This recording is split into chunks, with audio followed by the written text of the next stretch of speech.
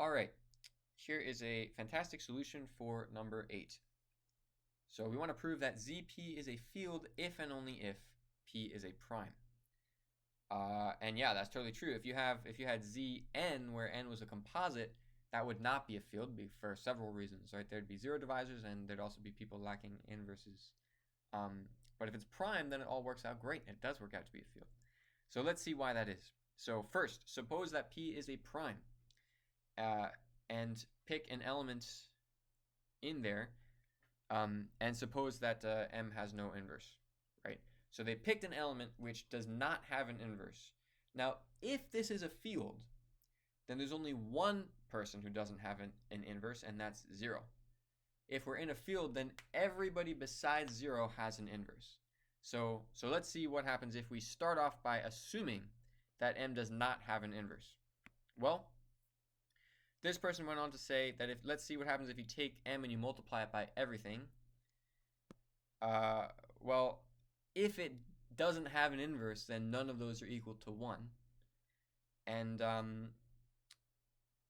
the only way that those can all land on things that are not 1 is if some of them are doubled up, right? Because there's P things here, and there's P things in here. So if some of them are missed, well, it must be that the function is, like doubling up some value. So it must be that 2 different multiples of n land on the same spot. And that can only happen, let's see. Yeah, so the only way that can happen is if this is a multiple of P.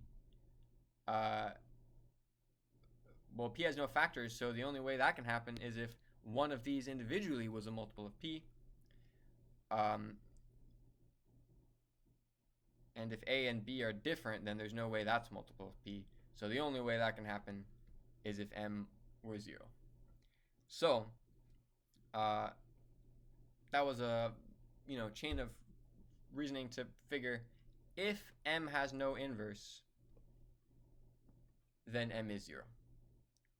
So the only person in here that does not have an inverse is 0, which means everybody else does have an inverse, which means you're in a field, right? So that was a very funny way of doing it. Nobody else kind of came at it quite that way, that they were like, suppose that it doesn't have an inverse, well, then it's 0, so there, right? That's kind of, I like that. I think that's pretty clever. Okay, so yeah, so it's got to be a field. All right, let's go the other way. Now actually they went for, it looks like the inverse rather than the converse, right? So rather than saying if it's prime, well then it's oh no, that's what they already did. Rather than saying if it's a field, then it's prime, they went the other way. They said suppose it's not prime, then it's not a field, and that's equally valid way of doing an if and only if. So yeah, so if it's not prime, then it's not a field.